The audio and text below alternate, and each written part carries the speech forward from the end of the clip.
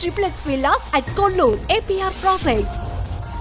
Pastor Praveen పగడాల death mystery అయితే ఇంతవరకు దాదాపు వారం రోజులు కావస్తోంది. ఇంతవరకు ఆ మిస్టరీ వీడలేదని చెప్పాలి.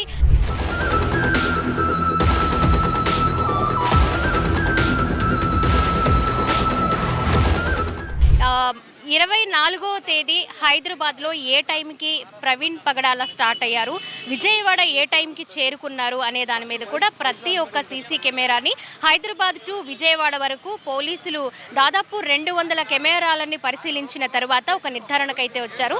విజయవాడ రామవరపాడు రింగ్ దగ్గర ఆయన 5 గంటల 20 నిమిషాలకి అక్కడికి చేరుకున్నారు. అక్కడి నుంచి దాదాపు 4 గంటల నుంచి 5 గంటల వరకు అక్కడే ఆయన ఉండిపోయారు. చాలా నీరసంగా ఉన్నారు. 2 గంటల పాటు పక్కనే ఉన్న పార్క్ బెంచ్లో ఆయన పడుకుని ఉన్నారు అని ప్రత్యక్ష సాక్షులు చెప్తూ ఉన్నారు. ఇక్కడ మనకి రామవరపాడు రింగ్ దగ్గర ఒక కార్నర్లో ఉన్న అమరావతి టీ స్టాల్ దగ్గర ఉన్నారు. ఇక్కడ ప్రత్యక్ష సాక్షి అయితే మనతో ఉన్నారు. ఆయన మాటల్లో మనం తెలుసుకుందాము. ఇక్కడ ఏ టైంకి పాస్టర్ ప్రవీణ్ పగడాల చేరుకున్నారు, అక్కడ ఆయన పరిస్థితి ఎలా ఉంది, ఆయన లైవ్లో చూశారు, కొన్ని సలహాలు కూడా ఇచ్చారట. ఇక్కడే ఉండండి, కొంత టైం మీరు రెస్ట్ తీసుకుంటే కాస్త ఫ్రీ అవుతారు అనే సలహాలు కూడా ఇచ్చారని ఆయన మాటల్లో మనం వింటున్నాం. ఒకసారి మాట్లాడే ప్రయత్నం చేద్దాం. ఏమండి చెప్పండి, అసలు ఏ టైంకి మీరు పాస్టర్ గారిని చూశారు, ఆయన పరిస్థితి ఎలా ఉంది? మీరు కొన్ని సలహాలు ఇచ్చారని కూడా వినిపిస్తుంది, ఆయన కొంతసేపు ఇక్కడ రెస్ట్ తీసుకోమని. ఏం జరిగింది అసలు, మీరేం ఆయనలో గమనించారు? హెల్మెట్ పెట్టుకుని ఉన్నారండి, మాస్క్ అయితే తీయలేదు. ఎస్ఐ గారు అక్కడ నుంచి సుబ్బారావు ఎస్ఐ గారు ఇక్కడ నుంచి తీసుకొచ్చి ఉన్నారు నా దగ్గరికి. కొంచెం టీ ఇవ్వమని చెప్పున్నారు. నేను ఒక్కనే ఉన్నాను షాపులో. అయితే టీ ఇవ్వంటే ఇచ్చాను. టైం ఎంత అయిందండి? 1:38 లోపు ఉంటుంది టైము, రాత్రి. అయితే ఫస్ట్ నీళ్ళు ఇస్తే మాస్క్ తీసి ఫేస్ కడుక్కున్నారు. తర్వాత టీ ఇచ్చాను. ఇక్కడ నిలబడి ఉన్నారు, ఇటు తిరిగి నిలబడి ఉన్నారు. ఈ పొజిషన్లో ఉన్నారు. ఎస్ఐ గారు ఇక్కడ ఉన్నారు. నేను టీ ఇచ్చినాను, తాగి ఇక్కడ పెట్టి ఉన్నారు గ్లాసు. పెడితే సరే అని చెప్పేసి ఎస్ఐ గారు ఇలా తీసుకెళ్లారు. ఆ సీసీ క్యామ్లో మొత్తం రికార్డ్ అవుతుంది. మొత్తం తీసుకెళ్ళినప్పుడు అక్కడ తీసుకెళ్ళాక నన్ను పిలిచారు మళ్ళీ ఎస్ఐ గారు. బాబు ఇట్రా అంటే ఏం సార్ అన్నాను. బుల్లెట్ బండికి డోమ్ పగిలింది. ఇక్కడ బుల్లెట్ బండికి రౌండ్ డోమ్ ఉంటుంది, డోమ్ పగిలింది. ఆ డోమ్కి పగిలింటే పెట్టాను సార్. ఊడింది, మొత్తం పగిలింది, ఊడిపోయింది మొత్తం. అయితే దారం తీసుకురమ్మంటే నేను పొట్టాలు కట్టే దారం ఉంది తెల్లది, అది కట్టినాను. కట్టింది కూడా ఉంటుంది, బుల్లెట్ బండికి ఉంటుంది, మొత్తం సీసీ కెమెరా రికార్డ్ అయి ఉంటుంది. తర్వాత ఉండలేదు, దారం ఉండకపోతే ఇనుప సువ్వు ఉంది నా దగ్గర, అది తీసుకొద్దామని ఇలా వచ్చినాను. పాస్టర్ గారు అక్కడ కూర్చొని ఉన్నారు, హెల్మెట్ పెట్టుకొని ఉన్నారు, మాస్క్ తీసుకున్నారు. అయితే ఎస్ఐ గారు లోపల చూద్దామని చెప్పేసి అటు వెళ్ళారు. నేను ఇక్కడికి వచ్చినాను, బండి వేసుకుని వెళ్ళారండి. సీసీ కెమెరాల్లో బయటకు వచ్చిన ప్రతి విజువల్లో కూడా ఆయన హెల్మెట్ తీయలేదు, ఫేస్కి తీయలేదు. ఇక్కడికి వచ్చినప్పుడు హెల్మెట్ తీసారా? హెల్మెట్ తీయలేదు, మాస్క్ మాత్రం తీసి ఫేస్ కడుక్కొని టీ తాగారు. హెల్మెట్ ఏం తీయలేదు. మీరు అప్పటికి గుర్తుపట్టారండి ఆయన ఒక పాస్టర్ అని? మీరు ఏమన్నా గుర్తు పట్టగలిగారా? లేవండి, మీసాలు ఏం లేవు, మీసాలు గడ్డలు ఏం లేవండి. ఆయన ఏ టైంకి ఇక్కడ నుంచి వెళ్ళిపోయారండి మీరు చూసినప్పుడు? ఆయన పరిస్థితి ఎలా ఉంది? మా దగ్గరకు వచ్చినాక ఇక్కడ 35 మినిట్స్ ఉన్నారండి, 35 మినిట్స్ ఉన్నారు. అక్కడ కూర్చున్నారు. ఆయన బిగించినాక ఎస్ఐ గారు మాట్లాడారు, రెస్ట్ తీసుకోమని చెప్పారు. మాట్లాడే ప్రయత్నం చేశారు ఆయన? రాజమండ్రి వెళ్ళాలని చెప్పారు. చెప్పాము, ఈ పొజిషన్లో వెళ్ళకూడదండి, ఎక్కడికి వెళ్తాను ఎస్ఐ గారు అడిగి ఉన్నారు. అదే విధంగా చెప్పారు. అది రెస్ట్ తీసుకోండి, నీరసంగా ఉన్నారు కదా అని చెప్పేసి చెప్పారు. లేదు వెళ్ళాలని చెప్పి స్టార్ట్ చేసుకుని వెళ్ళిపోయారండి. అది జరిగింది 7:30-8 గంటల ప్రాంతంలో. మా దగ్గరికి వచ్చినప్పుడు మాత్రం ఒక 30-35 మినిట్స్ ఉన్నారు. మిగతా టైంలో అక్కడ నుంచి తీసుకొచ్చారని చెప్పి ఎస్ఐ గారు అన్నారు. ఎస్ఐ గారే తీసుకొచ్చారు నా దగ్గరికి, ఇక్కడ నుంచి బండి పెట్టి ఇక్కడ తీసుకొచ్చారు. ఎస్ఐ గారే మాట్లాడారు. ప్రవీణ్ పగడాల గారి అభిమాని ఉన్నారు, అలాగే క్రైస్తవ సోదరులు. ఆయన కొన్ని అనుమానాలు వ్యక్తం చేస్తూ ఉన్నారు. నిజాన్ని బయటకు వస్తున్నా కూడా ఎందుకు వెల్లడించలేకపోతున్నారు అని కూడా ఆయన విచారణ వ్యక్తం చేస్తున్నారు. ఒకసారి ఆయన ఏమనుకుంటున్నారో అడుగుదాం. సార్ చెప్పండి, మీరు ఏమనుకుంటున్నారు? ప్రవీణ్ పగడాల గారు ఇక్కడికి వచ్చారు, ఎస్ఐ గారు నేను మాట్లాడాను, తీశానని అంటున్నారు. మరి హెల్మెట్ పగిలిపోయి ఉంటే ఆయన ఇక్కడ పడిపోయాడంటే ప్రతి వారిని కూడా ఇలా ఎంక్వైరీ చేసి సార్ మీరు ఎవరైనా అడగరు కదా పోలీసులు. అది ఎక్కడి నుంచి వచ్చారు ఏంటని తెలిసినప్పుడు ప్రతి సీసీ కెమెరా ఉంటుంది. ఇటు చూస్తేనేమో బెంచ్ సర్కిల్ సీసీ కెమెరా ఉంటుంది, ఇటు వస్తేనేమో మన బిఎస్ఎన్ఎల్ ఆఫీస్ దగ్గర సీసీ కెమెరాలు ఉంటాయి. మరి ఇవన్నీ పరిశీలిస్తే ఆయన ఎలా వచ్చాడు ఏంటి అనేది తెలిసింది కదా. ఇక్కడ 7 గంటలప్పుడు చూస్తేనేమో ఈ రామవరపాడు సర్కిల్లో ఖాళీ ఉండదు టీ క్యాంటీన్. ఈ క్యాంటీన్ అతను చెప్పేదాన్ని బట్టి చూస్తుంటేనేమో 7 గంటలప్పుడు నేను ఖాళీగా ఉన్నానండి, ఒక్కనే ఉన్నాను అని చెప్పుకొస్తున్నారు. అది ఎంతవరకు నిజం అని? అంటే ఇక్కడ టీ స్టాల్ వాళ్ళు కూడా అబద్ధం చెప్తున్నారని మీ ఉద్దేశమా? మరి అది ఎలా నిర్ధారించగలమనని? ఎంతవరకని ఇప్పుడు దాన్ని అలా కావాలని క్రియేట్ చేసుకొని మాట్లాడిచ్చారా, లేకపోతే యూట్యూబ్లో కూడా రన్ అవుతుంది ఆయన ఏదో కొంతమంది తాగున్నారని. ఇవన్నీ సాధారణ మనిషి కూడా తాగడం. ఎవరు కూడా చర్చికి వెళ్ళే వాళ్ళు క్రైస్తవులు ఎవరైనా సరే నార్మల్ వ్యక్తి కూడా వెళ్ళి మందు బాటిల్ తీసుకొని తాగడం పడిపోయే స్థితి చేయరు. ఎందుకంటే అవమానానికి సిగ్గుకి కొంచెం భయపడతారు.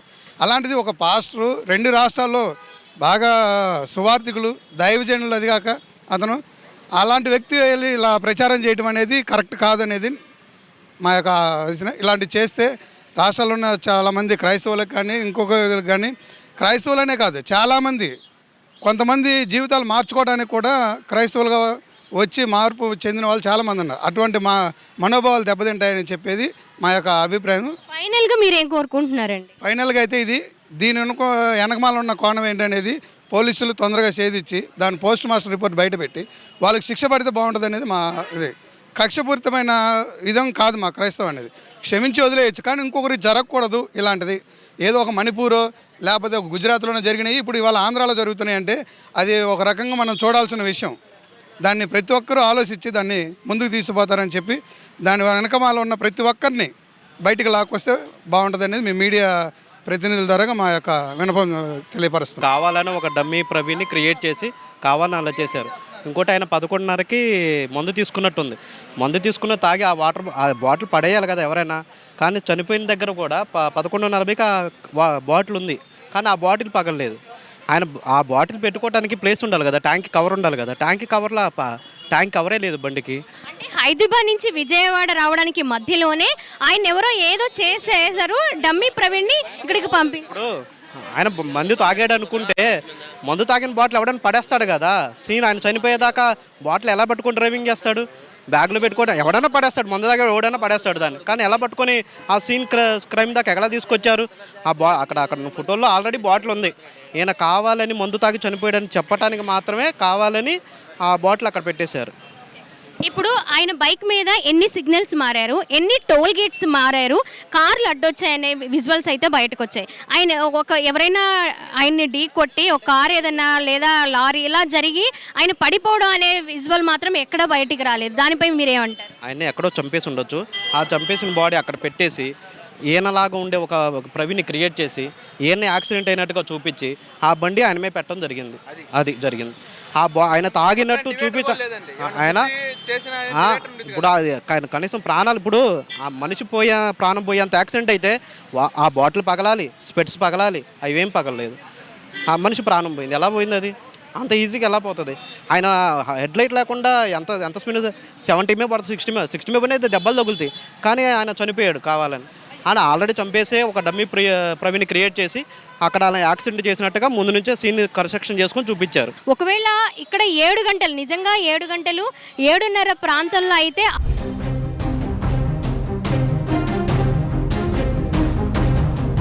రామవరపడు ప్రాంతంలో చాలా ట్రాఫిక్ అనేది ఉంటుంది రెగ్యులర్గా.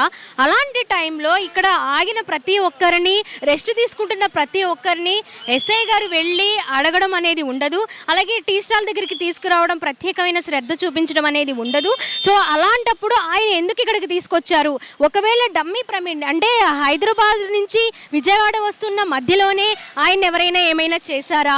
అక్కడ చేసి ఈ డమ్మీ ప్రవీణ్ ఇక్కడికి తీసుకొచ్చి ఒక సీన్ క్రియేట్ చేయాలి, ఆయన ఎక్కడెక్కడ ఆగి ఉన్నారు, ఆయన సిచ్యువేషన్ ఎలా ఉంది అని తెలియడం కోసమే ఆయన్ని ఒక కొత్త ప్రవీణ్ని సృష్టించారా అనే అనుమానాలు కూడా వ్యక్తమవుతున్నాయి. రామవరపాడు రింగ్ దగ్గర ఇక్కడ నేను ఎక్కడైతే నిలబడి ఉన్నానో అక్కడే పాస్టర్ ప్రవీణ్ పగడాల గారు కూర్చొని ఉన్నారు. ఇక్కడే కూర్చొని ఆయన రెస్ట్ తీసుకుంటూ ఉండగా ఇక్కడే పక్కనే ఉన్న ఒకసారి మనం చూడొచ్చు పోలీస్ కంట్రోల్ రూమ్. ఆయన దాదాపు 2 గంటల పాటు ఇక్కడే కూర్చొని ఉన్నారు. సో ఈ నేపథ్యంలో ఆయన ఎందుకు ఇంతసేపు కూర్చొని ఉన్నారు అనే దాని మీద కూడా ఆయన విధుల్లో ఉన్న ఎస్ఐ సుబ్బారావు గారు వచ్చి ఎందుకు ఇంత టైం కూర్చున్నారు, ఏం జరిగింది, ఎక్కడి నుంచి వస్తున్నారు అనే వివరాలు ఆయన అడిగి తెలుసుకుంటూ ఉన్నారు. ఈ నేపథ్యంలోనే ఆయన హైదరాబాద్ నుంచి విజయవాడ చేరుకున్నాను, ఇక్కడి నుంచి రాజమండ్రి వెళ్ళాలి అని చెప్పారు. అక్కడ విధుల్లో ఉన్న పోలీస్ ఏమనుకున్నారు అంటే ఆయన చాలా ఎండల్లో నుంచి వచ్చారు, మధ్యాహ్నం టైంలో బయలుదేరారు కాబట్టి కాస్త నీరసంగా ఉన్నారు, టీ ఆర్ కాఫీ తీసుకుంటే కాస్త రిలాక్స్ అవుతారనే ఉద్దేశంతో ఆయన్ని పక్కనే ఉన్న టీ స్టాల్ దగ్గరికి తీసుకువెళ్ళారట. టీ స్టాల్లో వర్క్ చేస్తూ ఉన్నటువంటి ఒక వ్యక్తితో మనం మాట్లాడడం జరిగింది. సో ఇక్కడ ఆయన బండి పెట్టుకొని ఇక్కడే ఆయన కూర్చొని ఉన్నారు. ఆ బండికి అప్పటికే ఆయన హైదరాబాద్ నుంచి విజయవాడ చేరుకుంటున్న మార్గం మధ్యలోనే ఆ లైట్ అనేది పగిలిపోయి ఊడిపోయి ఉందట.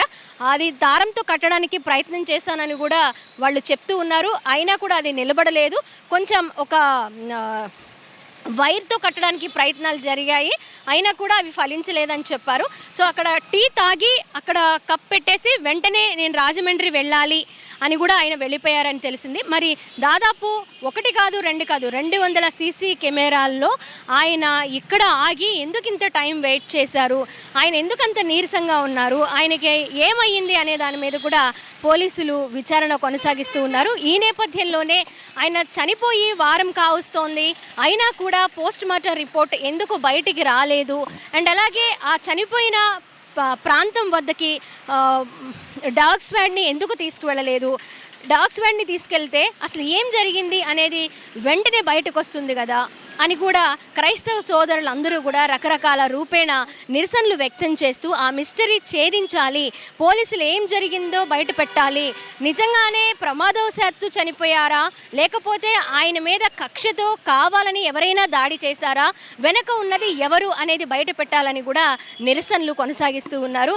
అంతేకాకుండా ఆయన ఒక మాట అయితే చెప్పారు, వీడియోస్లో చాలా చూపిస్తూ ఉన్నారు, మనిషిని మనిషిలానే చూడండి, మతాన్ని మనిషికి ఆపాదించొద్దు అని కూడా ఆయన కొన్ని మాటలు వినిపించాయి. సో ఈ నేపథ్యంలోనే ఆయన ఆ మాటలు మాట్లాడడం వల్లే ఆయన మీద కక్ష కట్టి దాడి చేశారని క్రైస్తవ లోకమంతా, క్రైస్తవ సోదరులు అంతా కూడా నినాదాలు వ్యక్తం చేస్తూ ఉన్నారు. ఒకవేళ ప్రవీణ్ పగడాల కాకుండా వేరే వ్యక్తిని డమ్మీ అతన్ని తీసుకొచ్చి ఇక్కడ కూర్చోపెట్టారు, అలాగే టీ తాగించారు అని కూడా కొంతమంది ప్రవీణ్ పగడాల అభిమానులు వాళ్ళ అనుమానాలను వ్యక్తం చేస్తున్నారు. కెమెరా పర్సన్ కృష్ణతో స్వాతి, సుమన్ టీవీ, విజయవాడ నుంచి.